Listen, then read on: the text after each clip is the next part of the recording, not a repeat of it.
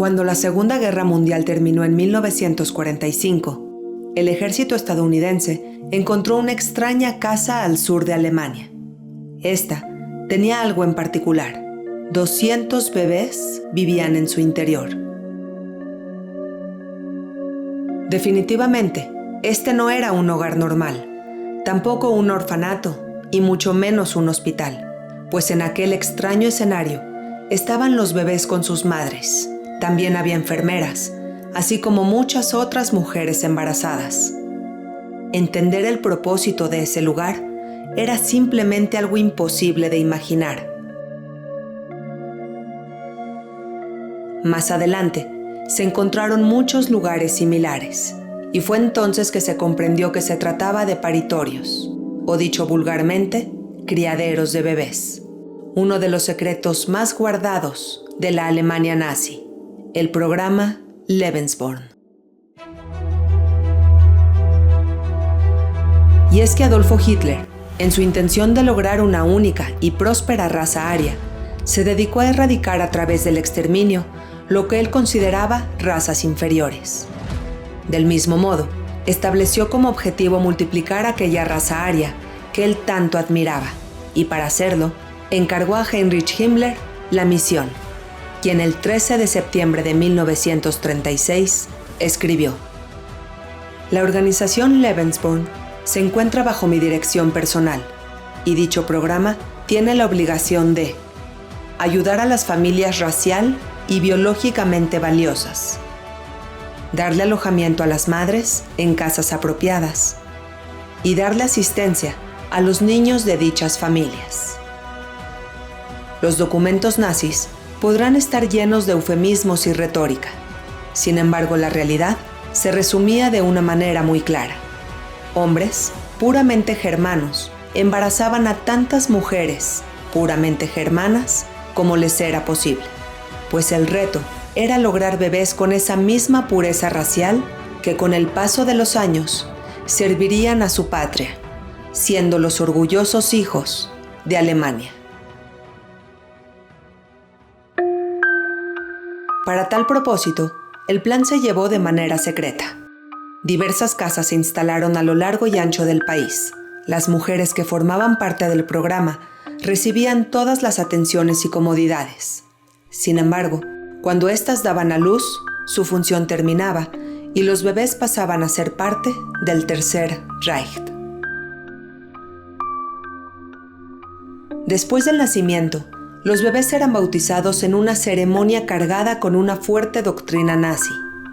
En ocasiones, oficiales de la SS de renombre acudían a dichas ceremonias. Sin embargo, a pesar de los aparentes honores, los niños no crecerían bajo el cuidado de ninguna figura paternal, pues no eran más que criaturas que comenzaban una vida con una madre servidora del nazismo y un padre alemán, pero desconocido.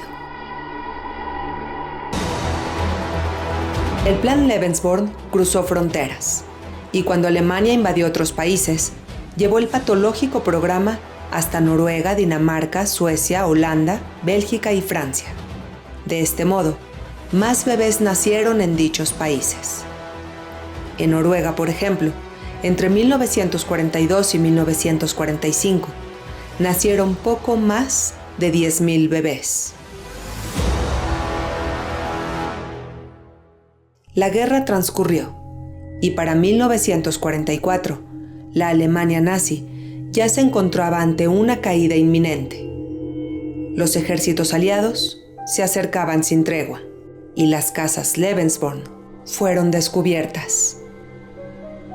Fue así como después de la Segunda Guerra Mundial, con un mundo sumergido en las ruinas, una nueva y muy extraña interrogante se puso sobre la mesa: ¿qué hacer con los bebés huérfanos del Tercer Reich?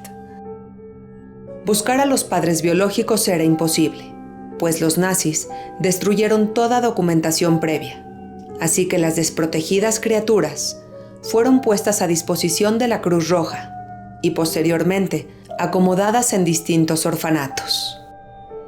Entre 1935 y 1945, más de 20,000 niños nacieron dentro de estas casas formando parte del programa Lebensborn.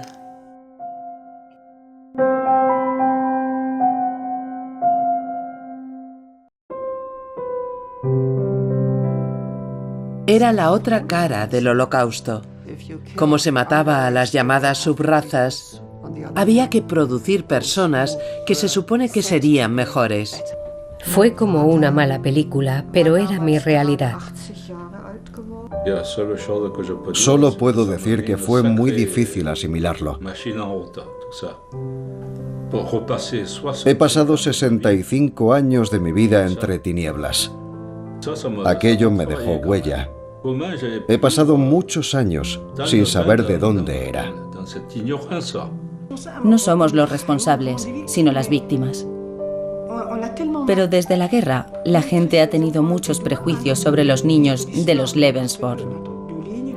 A mí me daba vergüenza. Me costó asimilar que había formado parte de aquel proyecto. Me costó aceptarlo. Es como si, de repente, me hubiera quedado sin identidad. Creo que ese fue el principio de un largo periodo de crisis personal. De repente, era una niña que no sabía quién era. ¿Es la cruz que me toca llevar? Sí, aún hoy me resulta difícil. Los niños que tienen el mismo pasado que yo cargarán para siempre con el peso del legado del nacionalsocialismo. Era lo único que recordaba. ¿En qué medida nos afectó? No lo sé. Cada criatura producto de este enfermo plan de Adolfo Hitler cargó a lo largo de su vida el trauma y las dudas de manera distinta. Lo que todos estos niños tuvieron en común fue que se convirtieron en la prueba fehaciente de la locura que había en el nazismo y, sobre todo, en su obsesivo racismo.